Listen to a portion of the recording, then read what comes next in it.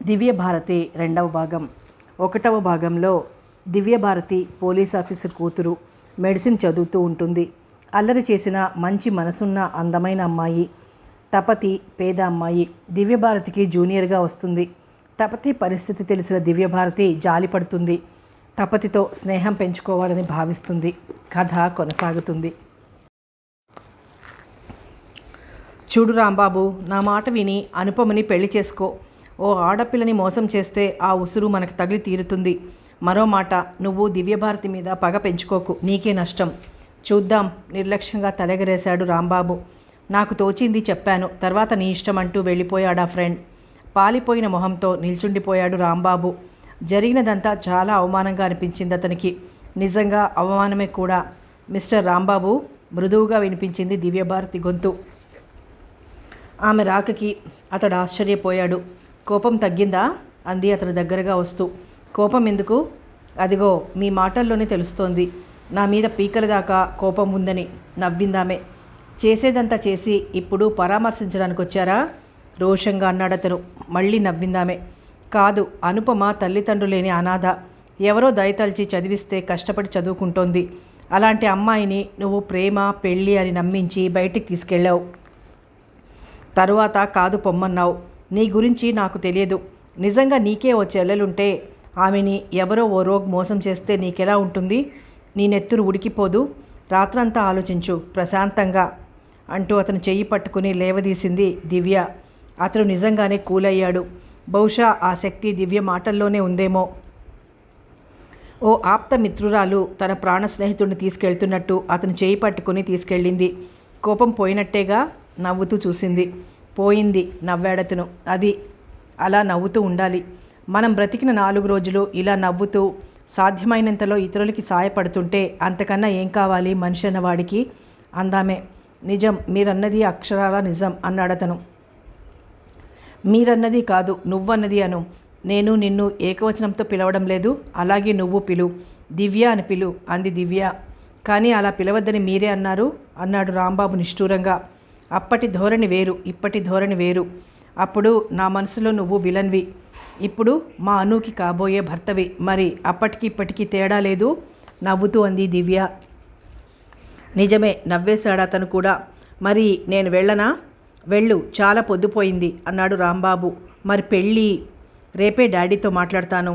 Thanks, వస్తాను, good night అని వెళ్ళిపోయింది దివ్య. ఎక్కడ కష్టం ఉంటే అక్కడ ఆమె ఉంటుంది. ఎదుటివారి కష్టం తన కష్టంలాగే భావిస్తుంది. ఆమె ఆడ మగ అందరితోనూ ఒకేలా మాట్లాడుతుంది, ఒకేలా ప్రవర్తిస్తుంది. అందుకే అందరికీ ఆమె అంటే చాలా ఇష్టం. ఆలోచిస్తూ తన రూమ్కి వచ్చింది.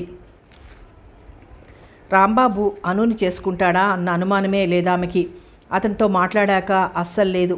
మగాళ్ళంతా ఒకేలా ఉండరు. మగాళ్ళనేమిటి, ఆడవాళ్ళు మాత్రం ఒకేలా ఉంటారా? అందరూ తలో రకం అనుకుంటూ పక్క మీద వాలింది నీరసంగా. వారం రోజులు గడిచిపోయాయి. ఈ వారం రోజుల్లో మరికొంతమంది ఆడపిల్లలు ర్యాగింగ్ పేరిట తపతిని కాస్త ఇబ్బంది పెట్టారు. కానీ దివ్య మూలంగా అందరూ తపతి జోలికి వెళ్ళడం మానేశారు. తర్వాత ర్యాగింగ్ లాంటివన్నీ మానేసి చదువుల్లో పడిపోయారు. తపతి మరొకళ్లతో సంబంధం లేనట్టు తన ధోరణిలో తనుంటోంది. మగాళ్లతోనే కాదు, ఆడపిల్లలతో కూడా ఫ్రీగా మాట్లాడదు. అదంతా గర్వంగా ఊహించుకున్నారు చాలామంది. ఆ రోజు కాలేజీ నుంచి రూమ్కి వస్తోంది తపతి. ప్రస్తుతం ఆమె రూమ్లో ఆమెతో పాటు మరో అమ్మాయి ఉంది. ఆమె నళిని, కలవారమ్మాయి. వచ్చిన రోజునే గ్రహించింది తపతి పేదింటి పిల్ల అని. ఇలాంటి రూమ్మేటా అని మనసులోనే విసుక్కుంది కూడా. బయట వాళ్లతో పెద్దగా మాట్లాడకపోయినా తనతో పాటు ఉండే నళినితో మాట్లాడకుండా ఉండలేకపోయింది తపతి. కానీ తర్వాత తెలుసుకుంది, తనన్నా తన పేదరికమన్నా నళినికి అసహ్యమని. ఆమె మనసు మరింతగా గాయమైంది. అసలే నోరు విప్పని తపతి మరింత మౌనంగా అయిపోయింది. హాయ్ తపతి. రూమ్ కేసి వెళ్తున్న తపతి ఎవరో పిలవడంతో తిరిగి చూసింది. పిలిచింది దివ్య. హాయ్ అంది తపతి నవ్వుతూ. దివ్య ఆమె దగ్గరకు వచ్చి రూమ్కేనా అంది. అవును. మీ పార్ట్నర్ ఏమంటోంది? పార్ట్నరా? అదే మీ రూమ్మేట్ ఏమంటుంది? ఎదురు ప్రశ్న వేసింది తపతి. నళిని గురించి అడిగినప్పుడు తపతి ముఖం చిన్నబోవడం దివ్య దృష్టిని దాటిపోలేదు. నీతో కలిసిపోయిందా? అబద్ధం. ఏమిటి? నళిని మీతో కలిసి ఫ్రెండ్లీగా మసలడం. నాకు ఆమెకు కొన్ని యోజనాల దూరం ఉంది స్థితిగతుల్లో. అలాంటప్పుడు ఆవిడ నేను ఎలా కలవగలం అంది తపతి. ఓ, మీకు మాట్లాడడం బాగానే వచ్చే, నవ్వింది దివ్య. తపతి కూడా నవ్వింది. ఆమెకు కూడా దివ్య మంచి వ్యక్తిగా స్నేహశీలిగా అనిపించింది. అలా క్యాంటీన్ దాకా వెళ్దామా అంది దివ్య. ఇబ్బందిగా చూసింది తపతి. అయినా దివ్య ఆమెను వదలలేదు. క్యాంటీన్ కేసు లాక్కెళ్ళింది. దారిలో ప్రతి వాళ్ళు ఆమెని పలకరించేవాళ్లే. ఇద్దరూ వెళ్ళి ఓ మూలగా ఉన్న టేబుల్ ముందు కూర్చున్నారు. మీరేం తీసుకుంటారు? కాఫీ అంది తపతి. ఓ క్షణం తపతి కేసు చూసింది దివ్య. ఆమె కళ్ళు వాలిపోయాయి. తపతి, ఇలా ఉంటే ఈ లోకంలో బ్రతకడం చాలా కష్టం తెలుసా అంది దివ్య. తపతి మాట్లాడలేదు. ఇక్కడ సెల్ఫ్ సర్వీస్, ఉండండి నేను తెస్తాను అంటూ వెనక నుంచి తపతి పిలుస్తున్నా వినిపించుకోకుండా వెళ్ళిపోయింది దివ్య. 5 నిమిషాల్లో టిఫిన్ ప్లేట్స్తో వచ్చింది. ఓ ప్లేట్ తపతి ముందు పెట్టి తను కూర్చొని తినండి అంది. తపతి మొహమాటంగా తినసాగింది. హాయ్ దివ్య. హలో దివి. డాక్టర్ భారతి అంటూ రకరకాల పిలుపులతో పిలుస్తూ వచ్చారు మెడిసిన్ చదువుతున్న వాళ్ళు, హౌస్ సర్జన్ చేస్తున్న వాళ్ళు. అందరూ మగాళ్లే. అందరితోటి సరదాగా మాట్లాడుతూ కరచాలనాలు చేస్తూ తెలియని వాళ్ళకి తపతిని పరిచయం చేస్తూ ఉత్సాహంగా మసులుతున్న దివ్యను చూసి అభినందించకుండా ఉండలేకపోయింది తపతి. కాఫీలు తాగి బయటకు వస్తుండగా నిజంగా మీరు ధైర్య సాహసాలు కలవారు అంది. ఆ మాటకి పడి పడి నవ్వింది దివ్యభారతి. ఎందుకు నవ్వుతున్నారు? విస్మయంగా చూసింది తపతి. మనం టిఫిన్ తిని కాఫీలు తాగాక ఎవరో పలకరిస్తే మాట్లాడాను. ఇందులో నేను చూపించిన ధైర్య సాహసాలు ఏమున్నాయి? పక్కవాళ్లతో మాట్లాడడమే ధైర్యం అనుకుంటే లోకంలో అందరూ ధైర్యస్తులే. మళ్ళీ నవ్వింది దివ్యభారతి. అది కాదు దివ్య గారు. గారు వద్దులే, ఇవాల్టి నుంచి దివ్య అని పిలు. నేను నిన్ను తపతి అని పిలుస్తాను అందామె. తపతి మొహం వెలిగిపోయింది. కాలేజీ మొత్తానికి ఆమెకి బాగా నచ్చింది దివ్యే. ఆమె మాటల్లో కానీ చేతల్లో కానీ కృత్రిమం అసలు లేదు. అది గమనించిన తపతి ఆమెతో ఫ్రెండ్షిప్ చేయాలని కోరుకుంది. కానీ ఆమెను ఆవరించిన భయం ఆ ధైర్యం చేయనివ్వలేదు. ఇప్పుడు ఆమె తన స్నేహాన్ని కోరేసరికి ఆనందంతో ఉక్కిరిబిక్కిరైపోయింది. అంతేకాదు ఆమె ఇంకోటి కూడా గమనించింది. అదేమిటంటే దివ్యభారతి ఎవ్వరినీ లెక్క చెయ్యదు. అన్యాయం ఎక్కడుంటే అక్కడికి ప్రత్యక్షమయ్యి అన్యాయాన్ని అవతలికి నెట్టాలని ప్రయత్నిస్తుంది. ఇటు ఆడపిల్లల్లోనూ అటు మగపిల్లల్లోనూ అందరూ ఆమెని లైక్ చేస్తారు. ఒకరిద్దరూ లైక్ చేస్తున్నట్టు నటిస్తారు. కానీ లోపల మాత్రం ఆడదానికి ఇంత అహమా అన్న భావం నరాల్లోనూ జీర్ణించుకుపోయి సమయం కోసం కాచు కూర్చున్నారు. అలాంటి ఆమెతో స్నేహం ఏర్పడింది టచ్ మీ నాట్ లాంటి తపతికి. హలో మిస్ దివ్య విష్ చేస్తూ వచ్చాడు మాధవ్. హాయ్ అని అతనికి తపతికి పరిచయం చేసిందామె. గ్లాడ్ టు సీ యూ అంటూ చెయ్యి చాచాడతను. ముడుచుకుపోయింది తపతి కంగారుగా. నమస్తే అంది 2 చేతులు జోడించి. అతని మొహం మాడిపోయింది. డోంట్ వర్రీ మాధవ్, తను పల్లెటూళ్ళలో పుట్టి పల్లెటూళ్ళలోనే పెరిగింది. అందుకే బస్తీ అలవాట్లు అలవడ్డానికి కొంత టైం పడుతుంది అంది తపతి తరపున తనే సారీ చెప్తూ. అతను చిన్నగా నవ్వి వెళ్ళిపోయాడు. తపతి గంభీరంగా పిలిచింది భారతి. అందామె. ఓసారి నా రూమ్కి వస్తావా? ఎందుకు? గచ్చకాయలు ఆడదామని విసుగ్గా అందామె. అది కాదు దివ్య, అతను మగాడు అంతేనా? దివ్య సూటిగా చూస్తూ అంది. తపతి మాట్లాడలేదు. ఇద్దరూ కలిసి దివ్య రూమ్కి వెళ్ళారు. కూర్చో అంది దివ్యభారతి షూస్ విప్పుతూ. తపతి మౌనంగా కూర్చుని గదిని పరిశీలిస్తోంది. ఆ గదిని చూస్తేనే తెలిసిపోతుంది ఆ గదిలో ఉండే అమ్మాయి చాలా రిచ్ అని. ఏమిటి చూస్తున్నావు? మంచం మీద చతికిలబడుతూ అంది దివ్యభారతి. ఏం లేదు, రూమ్ ఎంత చక్కగా అలంకరించుకున్నావో చూస్తున్నాను నవ్వింది తపతి. ఆమె నవ్వులో వింత ఆకర్షణ ఉందనుకుంది దివ్యభారతి. థ్యాంక్స్ అంది. చెప్పు అంది తపతి. ఎందుకో కాస్త ధైర్యం వచ్చింది ఆమెకి. ఏం చెప్పను? ఏదో చెప్పాలనేగా తీసుకొచ్చావు. అమ్మయ్యా, అది అర్థమైంది కదా. అయింది. అవును, ఈ రూమ్లో నువ్వు ఒక్కదానివే ఉంటావా అంది తపతి. అవును, ఏం నీకు భయం వెయ్యదు? భయమా? నాకా? మళ్ళీ పెద్దగా నవ్విందామె. నీకు అసలు భయం అన్నదే తెలియదనుకుంటాను. కానీ నాకేమిటో చెట్లు గట్టిగా ఊగినా ఎవరైనా గట్టిగా అరిచినా చివరికి బల్లి బొద్దింకల్ని చూసినా భయమే దిగులుగా అంది తపతి. అది మీ అమ్మగారి పెంపకంలో ఉంది. అవును, మీ డాడీ పోయి ఎన్నాళ్ళైంది అందామె. 4-5 ఏళ్ళయింది. అప్పటినుంచి మీ అమ్మగారే ఇంటి మేనేజ్మెంట్ అంతా చూసుకుంటున్నారా? అవును అంది తపతి. దివ్య ఎంత సున్నితంగా అడిగింది ఈ విషయాన్ని. అదే మరొకళ్ళైతే మీ నాన్నగారు పోయిన దగ్గర నుంచి మీ అమ్మగారే వంట పని చేసి మిమ్మల్ని పోషిస్తున్నారా అనేవారు. నిజంగా దివ్యభారతి ఆ భారతీదేవే అనుకుంది తపతి మనస్ఫూర్తిగా. ఆమె కళ్ళల్లో నీళ్లు రాయి. మళ్ళీ ఏడుపా? తపతి కళ్ళు పైట చెంగుతో తుడుస్తూ అంది దివ్యభారతి. తడికళ్లతోనే నవ్వింది తపతి. దివ్య, ఐ లైక్ యూ అన్నది స్నేహపూర్వకంగా ఆమె చేతిని నొక్కుతూ. దివ్యభారతి మధురంగా నవ్వింది. నేను నీకు నచ్చానా? అయితే నేను చెప్పింది వినాలి అంది. చెప్పు అంది తపతి. నువ్వు మరీ టచ్ మీ నాట్ అన్నట్టు ఉండకూడదు. అంటే అంటే ఇందాక మాధవ్ చెయ్యి చాచాడు కదా, అతనికి షేక్ హ్యాండ్ ఇస్తే నీ సొమ్మేం పోయింది?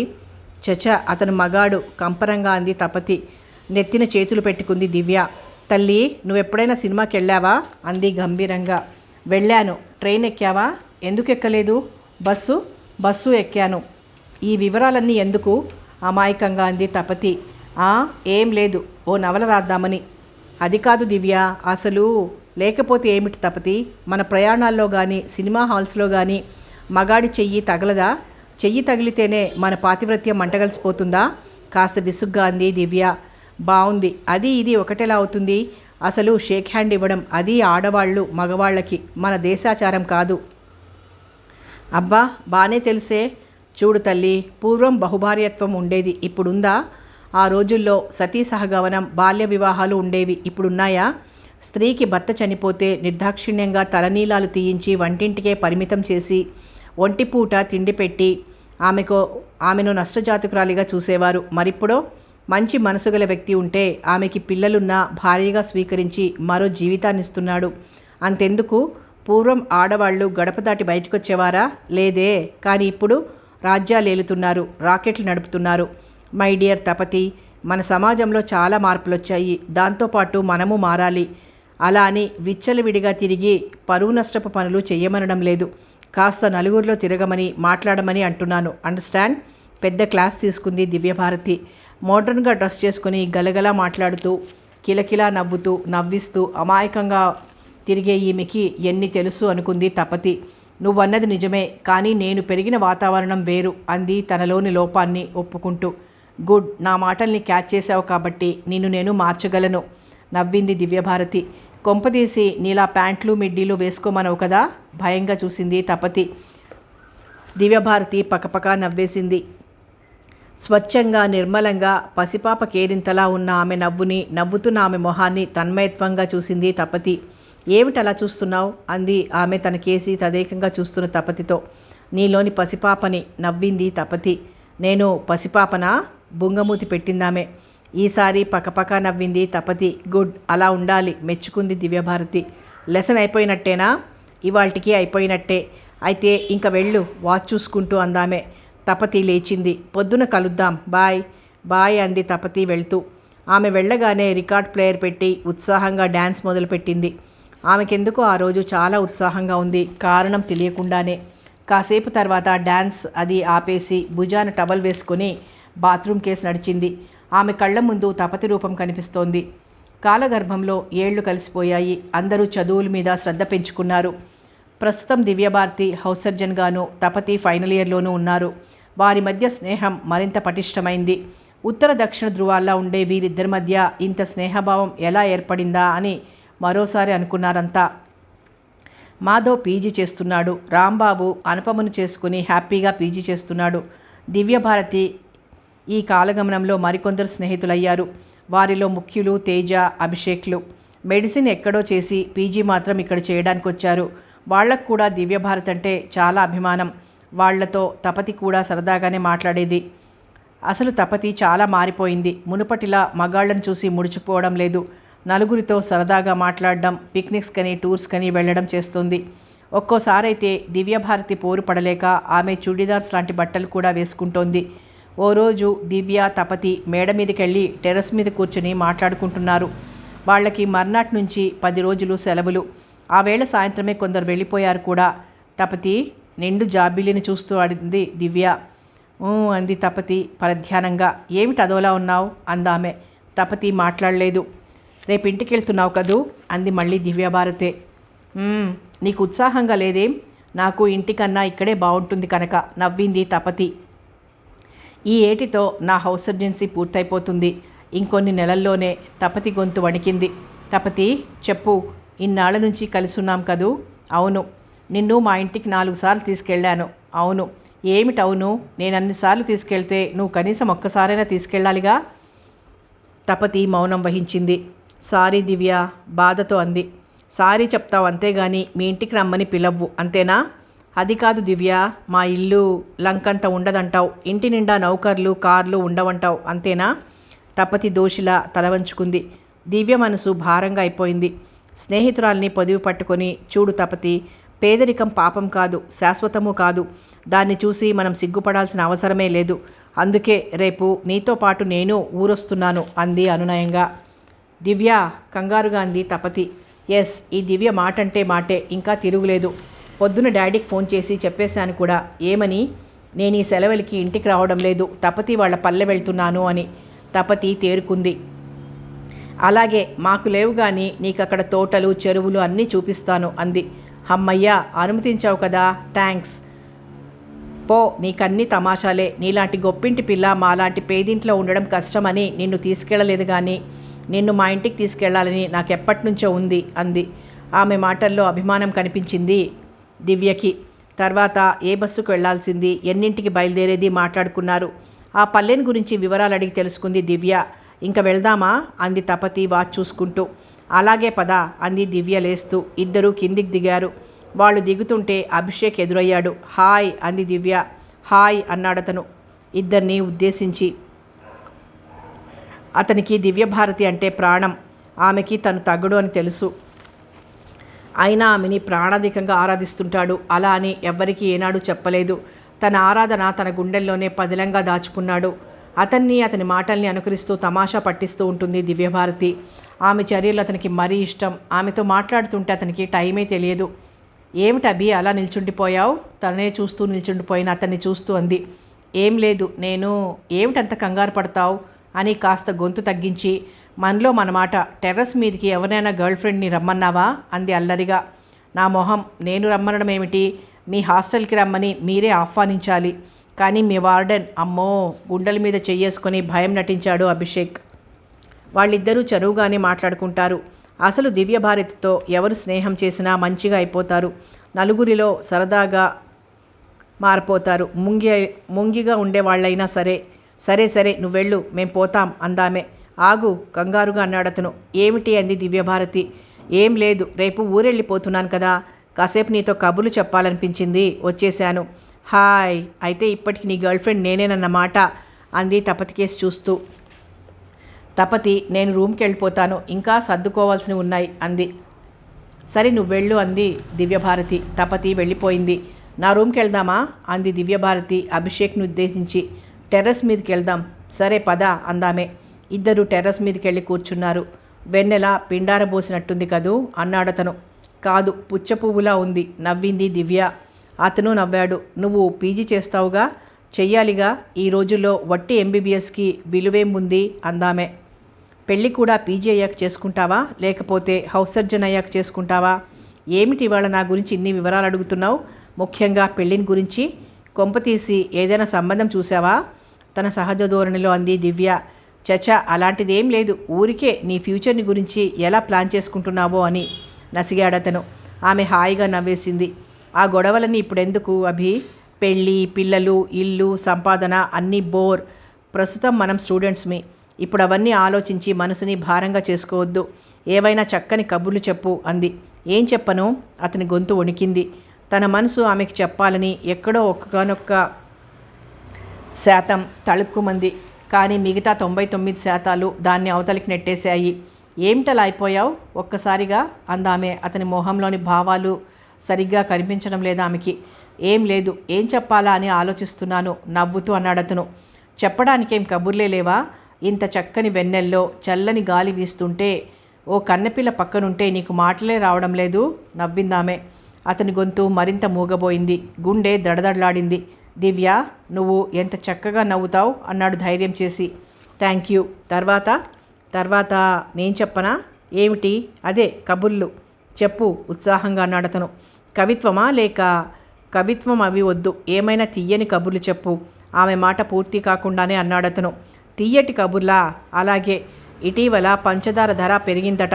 అన్నట్టు గులాబ్జామ్ నీకు ఇష్టమేనా? నాకు మటుకు జిలేబీ అంటే ఇష్టం. జున్ను అయితే బెల్లంతో చేసింది ఇష్టం. నీకెప్పుడు తమాషాలే. ఒక్క మాట సీరియస్గా మాట్లాడవు నిష్ఠూరంగా అన్నాడతను. మరి నువ్వేగా తీయని కబుర్లు చెప్పమన్నావు అమాయకంగా అందామే. అతను మాట్లాడలేదు. కోపం వచ్చిందా అభి? మృదువుగా అడిగిందామె. కోపం కాదు, కానీ నీ మాటలు నాకు బాగాలేవు అన్నాడు అతను మెల్లగా. ఆమె నవ్వింది. నీ భావం నాకు అర్థమైంది. నా పెళ్లి గురించి తెలుసుకుందాం అనుకుంటున్నావు కదూ అంది. అతని గుండె మరింత వేగంగా కొట్టుకుంది. అని మాత్రం అన్నాడు. ఇంకా నేనే అనుకోవడం లేదభి. పెళ్ళి అనేది 100 ఏళ్ల పంట అంటారు కదా, మరలాంటిది కాస్త ఆలోచించి మరీ తీసుకోవాలి ఏ నిర్ణయం తీసుకున్నా కదూ అంది దివ్య మామూలుగా. నిజమే, ఇంకేమనాలో అర్థం కాలేదు అతనికి. ఏ దైవమైనా ఆమె మనసులోకి ప్రవేశించి నువ్వు అభిషేక్ని చేసుకో అని చెప్తే ఎంత బాగుండు అనుకున్నాడు మళ్ళీ తనే. ఇంత అందాల రాసి దాదాపు కురీపులా ఉన్న తనని ఎలా చేసుకుంటుంది? అసలు తను అంత ఆశ పెట్టుకోవడమే తప్పు. కానీ ఆమె ఇక్కడున్నన్నాళ్ళు ఆమెను చూడడం తప్పు కాదు అనుకున్నాడు.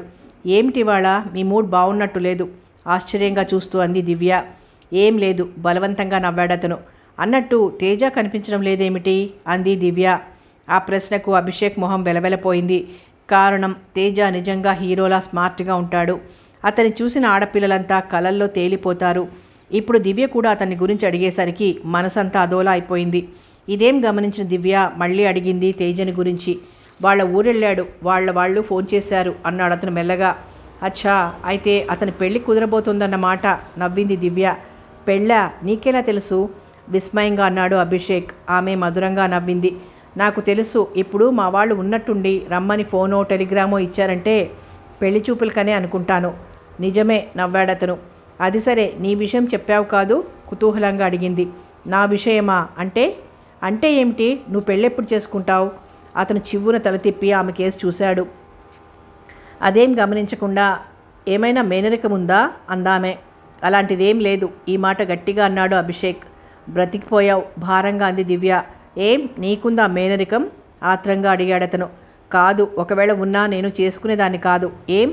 నాకు కావలసిన వాడికి చాలా క్వాలిఫికేషన్స్ ఉండాలి. నేను కోరుకున్నవన్నీ ఉన్నవాడు కనిపించినప్పుడే చేసుకుంటాను. అడ్జస్ట్మెంట్స్ అన్నీ జాంతానై నవ్విందామే. అతని మొహం మరోసారి వెలవెలపోయింది. నీకెలాంటి భర్త కావాలి అన్నాడు తమాషాగా అడిగినట్టు. నేను చేసుకునే ముందు నీకు చెప్పి మరీ చేసుకుంటాను. ఇప్పటి నుంచి ఆ గొడవ ఎందుకు? పోనీ నీకు వెంటనే పెళ్లి చేసుకోవాలనిపిస్తే ఆ సంగతి చెప్పు, నీకు తగ్గ సంబంధం తెచ్చిపెడతాను అందామే. నీకు తగిన అన్నమాట అతనికి ములులా గుచ్చుకుంది. అంటే నేను బాగుండను కనుక నాలాంటి కురూపినే తెస్తాను అని అర్థమా? ఏమిటి అభివాళ నీ ప్రవర్తన వింతగా ఉంది. ఇంటి దగ్గర నుంచి ఏమైనా చిరాకు కలిగించే వార్త వచ్చిందా? అనునయంగా అడిగింది దివ్య. అతను నవ్వాడు. చచా, అలాంటిది ఏం లేదు. రేపు నువ్వు ఊరికి వెళ్తావంటే ఓసారి వచ్చి కాసేపు మాట్లాడాలని వచ్చాను అన్నాడు. అంతే కదా, కానీ మనం పనికొచ్చే కబుర్లు ఒక్కటి చెప్పుకోలేదు. అవును, ఇంకా వెళ్దామా? సరే పద. అతను లేచాడు. ఆమె కూడా లేచింది. అతను ఎందుకో బాధపడుతున్నాడని, అది తనకు చెప్పడానికి జంకుతున్నాడని ఆమెకు అర్థమైంది. అయినా ఏమిటని అడిగి అతన్ని ఇంకా బాధించడం ఆమెకి ఇష్టం లేదు. అందుకే ఇంకేం అడగలేదు. వస్తాను దివ్య అన్నాడతను. జాగ్రత్తగా వెళ్ళు. వాచ్మెన్ దొంగెవరైనా అనుకుని 4 ఇచ్చుకోగలడు నవ్వుతూ అందామే. ఆమె అన్నతీరుకి అతను నవ్వేశాడు. ఇద్దరూ దారులు మారారు. పాపం అభిషేక్కి అన్నీ ఇచ్చిన దేవుడు అందాన్ని ఇవ్వలేదు అనుకుంది దివ్యభారతి. దివ్యభారతి మెరుపు తీగ, బంగారు బొమ్మ, గలగల పారే సెలయేరు, లక్ష్మీ పుత్రిక, చదువుల సరస్వతి. ఇన్ని ఉన్న ఆమెని తను పెళ్లి చేసుకోవాలనుకోవడం చాలా అమానుషం. ఇంకా ఆమెని గురించి ఆలోచించకూడదు, ఆరాధించాలి. ఆ ఆరాధనని మనసులోనే దాచుకోవాలి అనుకున్నాడు అభిషేక్. సాయంత్రం 4 గంటలైంది. వాతావరణం ఇంకా చల్లబడలేదు. ఉమెన్స్ హాస్టల్లోని ఆడపిల్లలంతా నైటీల్లోనే అటూ ఇటూ తిరుగుతూ కాఫీలు తాగుతున్నారు. కొందరు ఓ చోట గుంపుగా కూర్చుని కాఫీలు తాగుతూ సినిమాల గురించి, పెద్ద పెద్ద హీరోయిన్స్ కట్టే చీరల గురించి మాట్లాడుకుంటున్నారు. నగలు పిచ్చి ఉన్నవాళ్ళు నగల గురించి మాట్లాడుకుంటున్నారు. ఇంతలో దివ్యభారతి వచ్చింది అక్కడికి. తల్లి, ఇందాకటి నుంచి ఎక్కడికి పోయావు? మేం బోలెడు కబుర్లు చెప్పేసుకున్నాం అంది భాను. నగల గురించి, చీరల గురించి అంతేగా మీరు చెప్పుకునే మాటలు? మహా అయితే 4 సినిమాల గురించి, కాస్త రాజకీయాల గురించి మాట్లాడుకుని ఉంటారు. ఇవేం నాకు ఇంట్రెస్ట్ ఉన్నవి కావు. కర్చీఫ్తో కింద దులుపుకొని కూర్చుంటూ అంది దివ్య. అవునులే, నీకు ఆ చీరల గోల లేదుగా. ఎంచక్క ప్యాంట్సు, చుడిదార్లు, మిడీలు ఇవి ఉంటే చాలు అందో అమ్మాయి. ఎస్, అవంటేనే నాకు ఇష్టం. అన్నట్టు రేపు నేను ఊరిలేనప్పుడు ఓ పట్టుపరికిని కుట్టించుకుందాం అనుకుంటున్నానే అనౌన్స్ చేసింది దివ్యభారతి. ఏమిటి అన్నారంతా వినరాని మాట ఏదో విన్నట్టు. ఎస్, నేను అచ్చం పల్లెటూరు అమ్మాయిలా తయారై ఎంచక్క ఓ ఫోటో కూడా తీయించుకుంటాను. నా పరికిణి ఓని ఉంది, ఇవ్వనా? పట్టుది కాదనుకో అంది తపతి. అది తర్వాత చూద్దాం కానీ ముందు ఓ పెద్ద గ్లాస్ నిండా కాఫీ తీసుకురా ఆజ్ఞాపించినట్టుగా అంది దివ్య. తపతి వెళ్ళి కాఫీ తెచ్చి ఆమెకిచ్చింది. ఇప్పుడు చెప్పు అంది దివ్య. నాకు పరికిణి ఓణీలున్నాయి, నువ్వు వేసుకుంటానంటే. వేసుకుంటాను, కానీ పైట మాత్రం నిలవదు. అది పడిపోతుంటే వెనక నువ్వు ఉండి మళ్ళీ మళ్ళీ వేస్తుండాలి. అందుకు ఇష్టపడితే పరికిణి వేసుకోవడానికి నాకేం అభ్యంతరం లేదు. అందరూ నవ్వారు. తపతికి కూడా నవ్వొచ్చింది. ఏమిటి, ఈ పిల్లకి నవ్వడం కూడా వచ్చా? ఆశ్చర్యం నటించింది ఓ అమ్మాయి. వచ్చు, ఏడవడం కూడా వచ్చు. ఏమంటావు అంది దివ్యభారతి. అది సరే, నువ్వేమిటి ప్రతిదానికి ఈ పిల్లని వెనకేసుకొస్తున్నావు? గద్దించిందో అమ్మాయి. ఆ మొహం చూస్తుంటే ఏడిపించాలనిపిస్తోందా? పాపం అనిపించడం లేదు అంది దివ్య తపతి కేసు చూస్తూ. తపతి తల వంగిపోయింది. అన్నట్టు అసలు విషయం చెప్పడం మర్చిపోయాను అంది దివ్య హఠాత్తుగా. ఏమిటి అన్నారు అందరూ ఒకేసారి. రేపు అంటే సండే. ఇవాళ సాటర్డే అయితే రేపు సండేనే. ఇందులో నువ్వు చెప్పడానికి ఏముంది? దీర్ఘం తీసింది ఒక అమ్మాయి. నువ్వు నోరు అలాగే అంటూ దివ్య నోరు మూసిందా పిల్ల. నా నోరు కాదే, నీ నోరు మూసుకో. అలాగే అని చేత్తో నోరు మూసుకుంది. రేపు ఆదివారం మనమంతా కలిసి ఓ చోటుకెళ్ళబోతున్నాం. హాయ్ ఉత్సాహంగా అరిచారు అంతా. ఎక్కడికి అంది ఒక ఆమె ఆతృత అణుచుకోలేక. భగీరథి గార్డెన్స్కి. వాట్? తుళ్ళిపడ్డారంతా. ఎస్, ఈ ఆదివారం సరదాగా ఎక్కడైనా గడుపుదామనుకున్నాం కదా, ఎక్కడికి వెళ్తే బాగుంటుందా అని ఆలోచించగా భగీరథి గార్డెన్స్కి వెళ్దామనిపించింది. అమ్మో, నేను రానా దెయ్యాల తోటకి అందొక ఆమె. నేను రాను, మా వాళ్ళకి నేనొక్కతిని సంతానం అంది ఇంకో పిల్ల.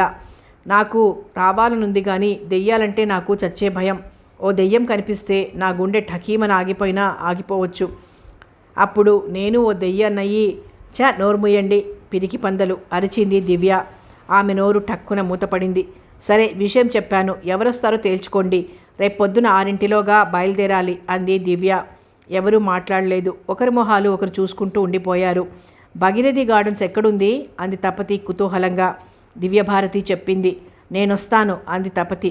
నీకు దెయ్యాలంటే భయం లేదా? లేదు, అసలు దెయ్యాలు ఉన్నాయి అన్న నమ్మకం కూడా నాకు లేదు. ఒకవేళ ఉన్నా అవి మన మనుషుల్లో కొందరికన్నా చాలా నయం. తపతి గొంతులో ఒకలాంటి కసి కనిపించింది.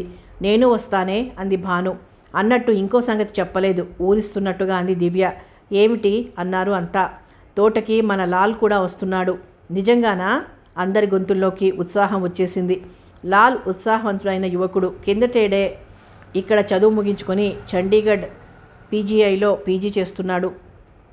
అతనికి దెయ్యాలన్నా దేవతలన్నా తగని పిచ్చి. దెయ్యాలున్నాయని వాటితో మనం మాట్లాడొచ్చని వాదిస్తాడు.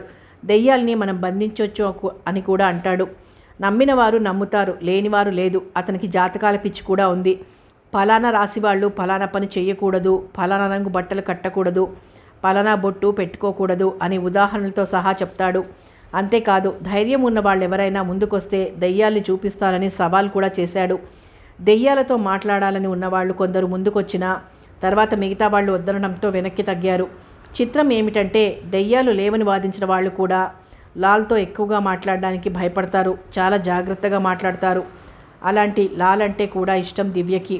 లాల్ అక్కడ ఉన్నప్పుడు ఎవరు ముందుకు రాలేదు కానీ తర్వాత అందరికీ ఓసారి దెయ్యంతో మాట్లాడాలని చూడాలని అనిపించింది. లాల్ నిజంగా వస్తున్నాడా అంది భాను. అవును, మనతో పాటే వస్తాడు అంది దివ్య. అయితే నేను వస్తాను. మరి నేను రానేంటి? లాల్ వస్తే ఇంక భయమేముంది అంటూ అందరూ భగీరథి గార్డెన్స్కి వెళ్ళడానికి సిద్ధమయ్యారు. గుడ్, ఎంచక్క రేపు అంతా చాలా సరదాగా హాయిగా గడపాలి అంది దివ్య ఉత్సాహంగా. దెయ్యాలతోనా అందొక ఆమె చిన్నగా నవ్వుతూ. ఎస్, దెయ్యాలతో కూడా. దెయ్యాలు మనుషుల కన్నా ప్రమాదమైనవి కావు అంది తపతి ఏదో ఆలోచిస్తూ. అది సరే, ఆ తోటలో ఓ పాడుబడ్డ బంగళా కూడా ఉంది కదూ అంది భాను. అవును ఉంది, అసలు అదే దెయ్యాల నివాస స్థలం అంది దివ్యభారతి. మరి దాని తాళాలు? అవన్నీ లాల్ చూసుకుంటాడు. సరే అంటే సరే అనుకున్నారంతా. డబ్బెంత కట్టాలి మెల్లగా అడిగింది తపతి. దివ్య నవ్వింది. నువ్వు కట్టగలిగినంతే. అది కాదు నా దగ్గర ఇంకా ఆ విషయం వదిలేయి. నువ్వు ఆ తోటకు వస్తున్నట్టేగా? వస్తానని మొదటగా చెప్పింది నేనే. ఏం, నీకు దెయ్యాలంటే భయం లేదా నవ్వుతూ అడిగింది దివ్యభారతి. చెప్పానుగా, చాలామంది మనుషుల కన్నా దెయ్యాలు చాలా నయం. గుడ్, ఓ మాట చెప్పు. లాల్ అంటే? అతను ఇక్కడే చదివాడు. ప్రస్తుతం చండీగఢ్లో పీజీ చేస్తున్నాడు. అతను దెయ్యాలతో మాట్లాడతాడని వాటిని అదుపులో పెడతాడని విన్నాను, కానీ ఎప్పుడూ చూడలేదు కదూ. అవును, చూడలేదు. రేపు చూస్తాను. నేను చూస్తాను అంది తపతి ఎంతో ధైర్యంగా. నేనును అంది మరో అమ్మాయి. నేను చూడ్డం కాదు, మాట్లాడతాను ధైర్యంగా అందొక అమ్మాయి. సరే రేపు చూద్దాం ఎవరి ధైర్యం ఎంతుందో నవ్వింది దివ్యభారతి. చూద్దామన్నారంతా. గ్లాస్ పెట్టేసిరానా అంది తపతి. వద్దులే నేను పెట్టేస్తాను. కానీ తపతి ఓ మాట అడగనా? ఏమిటి దివ్య అది? నవ్వింది తపతి. నా రూమ్ చూసినప్పుడు ఒక్కదానివి పడుకుంటావా, భయం వేయదు అని అన్నావు, గుర్తుందా? ఉంది. మరలాంటి నువ్వు దెయ్యాలతో మాట్లాడతానని చూస్తానని అంత ధైర్యంగా ఎలా చెప్పగలిగావు? నీకు నిజంగా దెయ్యాలంటే భయం లేదా? కుతూహలంగా అడిగింది దివ్య. తపతి పెద్దగా నవ్వింది. అసలు దెయ్యాలుంటే కదా. అంటే నీకు దెయ్యాలున్నాయన్న నమ్మకం లేదన్నమాట. లేదు, రేపు కనిపించని నిజంగా కనిపిస్తే దాన్ని గుప్పెట్లో పట్టుకొని పాతి పెడతాను అంది తపతి. అలా అంటున్నప్పుడు ఆమె పిడికిళ్ళు బిగుసుకున్నాయి, కళ్ళు ఎర్రబడ్డాయి. ఆమెకేసి చిత్రంగా చూసింది దివ్య. విస్తుపోయారు మిగతా వాళ్ళు. ఇక వస్తాను అంటూ వెళ్ళిపోయింది తపతి. మెడికల్ కాలేజీ స్టూడెంట్స్తో నిండిన బస్సు నిండు చూలాల్లా మెల్లగా వెళ్తోంది. లోపలున్న యువతీ యువకుల ఆటలు పాటలు కేరింతలతో లోకంలో ఉన్న బాధలన్నింటినీ తాత్కాలికంగా మర్చిపోయి మరో లోకంలో ఉన్నట్టు హ్యాపీగా ఉన్నారు. లాల్ తెలియని వాళ్ళకి దివ్య లాల్ని పరిచయం చేసింది. అతని మాటలు, నిష్కల్మషంగా ఉన్న అతని నవ్వు చాలామందిని ఆకర్షించాయి. లాల్ గారు అంది తపతి. ముందు సీట్లో కూర్చున్న లాల్ వెనక్కి తిరిగి చూశాడు. కేరింతలు కాసేపు ఆగాయి.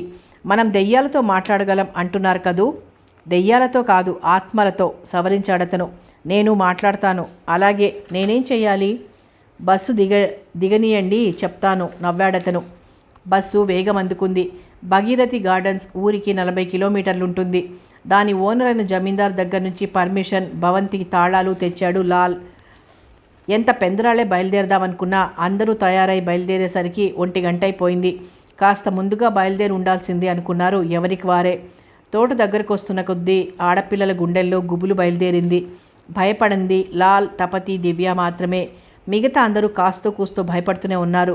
అంతకు ముందున్న కేరింతలు కబుర్లు ఆగిపోయాయి. వాళ్ళని చూసి లాల్ నవ్వాడు. భయంగా ఉందా అన్నాడు వెనక్కి తిరిగి ఆడపిల్లల్ని చూస్తూ. మాకేం భయం లేదు అన్నారు అంతా బింకంగా. నువ్వున్నావుగా, నువ్వు దెయ్యాలకి ఫ్రెండు కదా, నీ వెంట మేము ఉన్నాం కనుక వీళ్ళు మనకి ఫ్రెండ్సే అనుకొని ఆ దెయ్యాలు మనందరికీ మంచి విందిస్తాయి అంది దివ్య. తోట దగ్గరకు వచ్చి ఆగింది బస్సు. అందరూ బిలబిలలాడుతూ దిగారు. ప్యూన్స్ తినుబండారాలు, మంచినీళ్లు, చేపలు వగైరాలు కిందికి దించుతున్నారు. తోటకేసి ఓసారి పరిశీలనగా చూసింది తపతి. ఎక్కడా నరసంచారం లేనట్టు పొదలు చెదలతో అడుగు పెట్టలేనంత దారుణంగా ఉందా తోట. జాగ్రత్తగా రండి అంటూ ముందుగా తనే అడుగులు వేశాడు లాల్. కొందరు ఆడపిల్లల్లో దడ మొదలైంది. వాళ్ళు లాల్కి దగ్గరగా నడుస్తున్నారు. ఏదైనా జరిగితే లాల్ సేవ్ చేస్తాడన్నట్టు. తపతి మాత్రం కుతూహలంగా చూస్తోంది. ఈ అమ్మాయి నిజంగానే ధైర్యస్తురాల్లా ఉంది అనుకుంది దివ్య. విశాలమైన ఆ తోటలో పెద్ద పెద్ద వృక్షాలుండి ఎండ పొడ రవ్వంతైనా పడనీయటం లేదు. తోట మధ్యగా కూలిపోవడానికి సిద్ధంగా ఉన్నట్టుంది ఓ బంగళా. నివాసయోగ్యంగా లేదు. చుట్టూ పిచ్చి మొక్కలతోనూ ముళ్లతోనూ ఉయ్యాలల్లా ఊగుతున్న బూజులు చూడ్డానికి భయంకరంగానే ఉంది. దెయ్యాలంటే నమ్మకం లేని వాళ్ళకు కూడా ఆ పరిసరాలు చూస్తే గుండె దడదడలాడక తప్పదు. వేలాడుతున్న బూజుని చేతులతో లాగేస్తూ లోపలికి నడుస్తున్నాడు లాల్. ఎండిన ఆకులు ఇంతెత్తు నుండి నడుస్తుంటే వింత శబ్దాలు వస్తున్నాయి. భాను ఆంజనేయ దండకం మొదలుపెట్టింది. మరికొందరు ఏదో గొణుక్కుంటున్నారు. తపతి మాత్రం నిర్భయంగా లాల్ వెంట నడుస్తోంది. గోడల మీద వెలిసిపోయినట్టున్న చిత్రపటాల్ని, విరిగి తలోమూలా పడున్న ఫర్నిచర్ని చూస్తోంది. తపతి మెల్లగా పిలిచింది దివ్య. తుళ్ళిపడి చూసింది తపతి. ఏమిటి అంత ఇంట్రెస్ట్గా చూస్తున్నారు? కొంపతీసి ఈ బంగళాను చూస్తుంటే మీకు గత జన్మలోని విషయాలు ఏమైనా గుర్తుకొస్తున్నాయా అందొకామె. తపతి నవ్వింది. నిజంగానే ఈ పిల్లకి గత జన్మ స్మృతి లాంటిది ఏమైనా లేదు కదా అనుకుంది దివ్య. భయం లేదు రండి అన్నాడు లాల్ లోపలి గదుల్లోకి వెళ్తూ. లోపల ఏముంది చూడ్డానికి అంటూ పడిపోయిన మొండిగోడలేగా, పదండి ఎంచక్క ఓ మామిడి చెట్టు కింద కూర్చుందాం అంది భాను. దివ్య నవ్వింది. లోపల దెయ్యాలేం లేవు, ఎందుకంటే అవి పగలు బయటికి రావు అంది నవ్వుతూ. దెయ్యాలు లేకపోవచ్చు కానీ పాములు తేళ్లు ఉండొచ్చు, ఎందుకు వచ్చిన రిస్కు, రండి అంది ఇంకో అమ్మాయి. మీరెళ్ళి కూర్చోండి, నేను తపతి లాల్ లోపలికి వెళ్ళి ఏమున్నాయో చూసొస్తాం అంది దివ్య. అందరూ మొహాలు చూసుకున్నారు. మేము వస్తాం అన్నారు అంతదాకా మౌనంగా ఉన్న యువకులు. పదండి మేము వస్తాం నీరసంగా అన్నారు మిగతా ఆడపిల్లలు. అందరూ మెల్లగా బంగళా మొత్తం తిరిగారు. అది ఎంత జీర్ణావస్థలో ఉన్నా ఒకనాటి వైభవాన్ని చాటి చెప్తూనే ఉంది. ఇలాంటి భవంతులంటే నాకు చాలా ఇష్టం అంది తపతి అదేదో బిర్లా ఉండే ఇంటిని చూస్తున్నంత ఆనందంగా చూస్తూ. లాల్ కూడా ఆశ్చర్యపోయాడు ఆమె ప్రవర్తన చూసి. 10 నిమిషాల్లో ఇల్లంతా చూశారు. అన్నట్టు ఆత్మల్ని పిలుద్దామన్నారు గుర్తు చేసింది తపతి. చూసింది చాలెద్దు, మళ్ళీ ఆ దయ్యాలు భూతాలు ఎందుకు అంది భాను. మిగతా అందరి ముఖాల్లోనూ అదే భావం కనిపించింది లాల్కి. అబ్బా వీళ్ళేనా తెగ కోతలు కోశారు దెయ్యాలతో మాట్లాడతానని అన్నాడు నవ్వుతూ. నేను మాట్లాడతాను అంది తపతి. ఆమె కేసి పరిశీలనగా చూశాడు లాల్. ఏమిటలా చూస్తున్నారు కంగారుగా అంది తపతి. ఏం లేదు, మీకు ఆత్మలంటే అంత ఇష్టం ఎందుకుందా అని ఆలోచిస్తున్నాను అన్నాడు లాల్. ఆమె మాట్లాడలేదు. అదిగో ఆ పున్నాగ చెట్టు కింద బాగుంది, అక్కడ కూర్చుందాం అంది దివ్య. ప్యూన్స్ అక్కడ ఆకులన్నీ పక్కకు తోసి చేపలు అవి పరిచారు. తినుబండారాలన్నీ పేర్చారు. దివ్య ప్లేట్లు స్పూన్స్ తీసింది. మగపిల్లలు ప్లేయింగ్ కార్డ్స్ తీశారు. అందరూ కూర్చున్నారు. అందరి చూపులు లాల్ మీదే ఉన్నాయి. ముందు టిఫిన్స్ కానియండి నవ్వుతూ అన్నాడతను. మౌనంగా టిఫిన్స్ తిన్నారు. ఫ్లాస్క్లోని కాఫీ తాగారు. నాకు నిద్రొస్తోంది అంది భాను ఆవలిస్తూ. జోలపాట పాడనా అంది దివ్య. పాడితే మరీ నోర్ముయ్, మనం ఎందుకు వచ్చాము ఇక్కడికి? దయ్యాల్ని చూడ్డానికి టకీమని అంది తపతి. కాదు, కాస్త సరదాగా గడుపుదామని. అలా అయితే సినిమాల్లోలా పరుగు పెడుతూ పాటలు పాడుతూ ఆడుకుందామా ఉత్సాహంగా అంది భాను. డ్యూయెట్లు పాడే మొహమేనా ఇది? చూడండి, కాసేపు పేకాడుదాం, తరువాత ఆత్మల్ని చూడ్డం మాట్లాడడం అంది దివ్య. అలాగే అన్నారు దెయ్యాలంటే హడలి చచ్చేవాళ్ళు. తపతి మాత్రం మాట్లాడలేదు. ఆమె కేసి పరిశీలనగా చూసింది దివ్య. తపతి అంది కాస్త గట్టిగా. తుళ్ళిపడి చూసిందామె. ఏ లోకంలో ఉన్నావు? యమలోకంలో అంది భాను. అవును, అక్కడ దెయ్యాల్ని చూస్తోంది. ఇలా అంతా తలో మాట అన్నారు తమాషాగా. తపతి మాట్లాడలేదు. తర్వాత కాసేపు అన్ని భయాల్ని మర్చిపోయి పేకాడుకున్నారు. పసిపిల్లల్లా కేరింతలు కొడుతూ పరుగులు తీశారు. నలుమూలలా చీకట్లు ఆవరించాయి. అప్పుడు గుర్తొచ్చింది తాము దెయ్యాలున్న చోట ఉన్నామని. అంతే, అందరికీ గుండె ఆగినట్లయింది. పదండి పదండి అన్నారు కంగారుగా. ప్యూన్స్ 5 నిమిషాల్లో అన్నీ తీసి బస్సుల్లో సర్దేశారు. లాల్ గారు, ఆత్మలు గుర్తు చేసింది తపతి. మీకు నిజంగా చూడాలనుందా గంభీరంగా అన్నాడతను. అవునందామే. సరే అందరూ రండి అన్నాడతను. రానంటున్నా అందరినీ లాక్కొచ్చి కూర్చోపెట్టింది దివ్య. ఆమెకి ఆత్మల్ని చూడాలనే ఉంది. అందరూ వలయాకారంలో కూర్చున్నారు. మధ్యగా లాల్ కూర్చున్నాడు. అందరూ కళ్ళు మూసుకోండి అన్నాడు. అందరూ కళ్ళు మూసుకున్నారు. లాల్ ఏదో మంత్రం లాంటిది గొణిగాడు. అప్పుడే పెద్ద శబ్దం, సరుకు పొద, గాలికి భయంకరంగా ఊళలు వేసేలా ఉన్న శబ్దం వినిపించింది. అందరూ కళ్ళు తెరిచారు. అంతే, కెవ్వుమని నలుదిక్కులకి పారిపోయారు.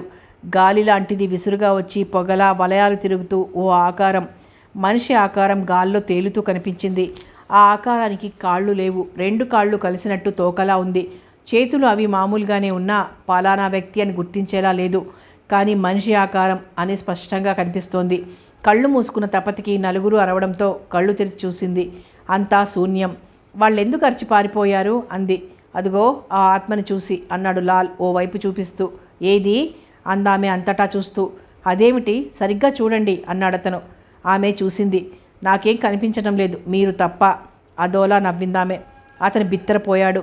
మరిన్ని మంత్రాలు చదివాడు. అందరూ హడలిపోయారు కానీ తపతి మాత్రం కిమ్మనలేదు. అసలు ఆ రూపం ఆమెకి కనిపించలేదు. ఏది ఆత్మ అంది తపతి. లాల్ ముఖం దించుకున్నాడు. డాక్టర్ లాల్ అన్నాడతను. ఓ మాట అడుగుతాను, నిజం చెప్తారా? ఏమిటది? వీళ్ళందరికీ దెయ్యం కనిపించింది కదూ? కనిపించడం ఏమిటి తల్లి, హడలుగొడితేను. ఇందాకటి దృశ్యం తలుచుకుని వణికిపోతూ అందొకామె. తపతి నవ్వింది. అందరూ చెప్పారు. ఆత్మరూపం ఎలా ఉందో, ఎలా గాల్లో తేలిందో వర్ణించి మరీ చెప్పారు. గుడ్, బానే ఉంది. మరి నాకు కనిపించలేదే అంది తపతి. నువ్వు కళ్ళు తెరిచుండవు అంది భాను. మీ అరుపులకి తెరిచాను, అయినా కనిపించలేదు. పోనీ నీకు కనిపించిందా దివ్య అంది. నిజం చెప్పాలంటే కనిపించలేదనే చెప్పాలి, కానీ వీళ్ళంతా అంటుంటే కాబోలనుకున్నాను. నిజం చెప్పింది దివ్యాభారతి. డాక్టర్ లాల్ చెప్పండి వంచిన తల ఎత్తి మెల్లగా అన్నాడతను. ఇప్పుడు వీళ్ళంతా చూసిన ఆత్మని మీరు చూశారా? తుళ్ళిపడ్డాడతను. చూడలేదు కదూ రెట్టించిందామె. ఎందువల్ల? నేను దానికి లొంగి ఉండను కనుక అది నా కంట పడదు అన్నాడు లాల్. తపతి నవ్వింది. మరి నాకెందుకు అనిపించలేదు? సారీ తపతి గారు, ఈ అనుభవం నాకు కొత్త. ఇంతవరకు ఆత్మను చూసిన వాళ్ళు హడలిపోయి పారిపోయేవారే కానీ మీలా ఇలా నిర్భయంగా కూర్చున్న వాళ్ళు నాకు ఎదురవ్వలేదు. కాబట్టి మై డియర్ లాల్ గారు, దెయ్యాలు ఆత్మలు అంతా ట్రాష్. ఈ మాటలు చెప్పి ఇంకెవరిని మోసం చేయకండి గంభీరంగా అంది తపతి. లాల్ మొహం వెలవెలపోయింది. అది గమనించిన దివ్యభారతి, తపతి మనం సరదాగా గడుపుదామని వచ్చాం. నేను బలవంత పెడితేనే లాల్ ఇక్కడికి వచ్చాడు. సరదాగా గడిపాం. సరదాగానే వీడ్కోలు తీసుకోవాలి. అంతేగాని అతనితో అంత పరుషంగా మాట్లాడడం ఏం బాగాలేదు అంది కాస్త సీరియస్గా. అవును, ఇందులో లాల్ చేసిన మోసం ఏముంది? అతను ఏమైనా మన దగ్గర డబ్బు తీసుకున్నాడా? సరదాగా ఉండే లాల్ని అంత మాట్లాడడం చాలా అసహ్యంగా ఉంది అంది ఇంకో అమ్మాయి. I'm sorry, I'm very sorry Lal గారు. ఏదో దెయ్యాన్ని చూడాలన్న కోరికని కొండంత ఆశతో వచ్చాను కదా, అవేం కనిపించకపోయేసరికి నేను నిరాశతో మీ మనసుని నొప్పించాను, క్షమించండి అంది తపతి మనస్ఫూర్తిగా. పర్లేదు మెల్లగా అన్నాడతను. సారీ దివ్య, నేను కావాలని అతన్ని అవమానించలేదు. నా మూలంగా మంచి ట్రిప్లో కలత రేగింది దివ్య చేతులు పట్టుకుంటూ అంది తపతి. దివ్య చల్లబడింది. ఇట్స్ ఆల్ రైట్ అని లాల్తో. డాక్టర్ లాల్, మీ కోపం పోయినట్టేగా అంది. నాకు కోపం ఏమిటి? నవ్వేశాడతను. అమ్మయ్య, అందరూ మూడ్లోకి వచ్చేశారు కదా, ఇంకా పదండి అంది భాను. అబ్బబ్బా, నీకన్నీ తొందరేనే విసుక్కుంది దివ్యభారతి. 10 నిమిషాల తర్వాత బస్సు బయలుదేరింది. గమ్యస్థానం చేరాక ఎవరి రూమ్లోకి వాళ్ళు వెళ్ళిపోయారు. దివ్య అన్నాడు లాల్ అంతా వెళ్ళిపోయాక. ఏమిటి లాల్ అందామే. తపతికి నిజంగా ఆత్మ కనిపించలేదంటావా? కనిపించుండదు, తను అబద్ధం చెప్పదు, కానీ నాకు కనిపించిందిలే నవ్వింది దివ్య. అతను నవ్వలేదు. దివ్య, తపతి అర్ధాయుష్కురాలు లాల్ అరిచినట్టు అందామే. ఎస్, నేను ఉచ్చరించినప్పుడు ఒక ఆత్మ ఆమెకు కనిపించలేదంటే ఆమెని మృత్యువు తరుముకొస్తోంది, జాగ్రత్తగా ఉండమను అంటూ వెళ్ళిపోయాడతను. ప్రతిమలా అయిపోయింది దివ్య. దివ్య భాను పిలుపుతో తుళ్ళిపడి ఈ లోకంలోకి వచ్చింది దివ్య. ఏమిటలా ఉన్నావు పరధ్యానంగా? ఆశ్చర్యంగా చూస్తూ అడిగింది భాను. ఏం లేదు, కొంపదీసి ఆ ఆత్మరూపం చూసి భయపడ్డావా? తమాషాగా అంది. నేనేం భయపడలేదు, కానీ నువ్వు, నీకు భయం వేసిందా? హడలిపోయాను. తలుచుకుంటే ఇప్పుడు కూడా ఒళ్ళు జలధరిస్తోంది. కానీ తపతికి కనిపించలేదట. అవును, కొందరికి కనిపించదేమో. అసలు మనందరికన్నా తనే ఆశగా వచ్చింది దెయ్యాలతో మాట్లాడాలని, చూడాలని. కానీ ఏమిటి దివ్య, ఏదో దాస్తున్నట్టున్నావు? ఏం జరిగింది? ఆ ప్రేతాత్మ నీకు కూడా కనిపించలేదా? లాల్ ఏమన్నా అనుకుంటాడని అలా చెప్పావా అంది భాను ఆతృతగా. అది కాదు మరి. లాల్ ఓ మాట అన్నాడు. ఏమన్నాడు? మనందరికీ కనిపించిన ఆత్మ తపతికి కనిపించలేదు కదా. అయితే కథ కొనసాగుతుంది.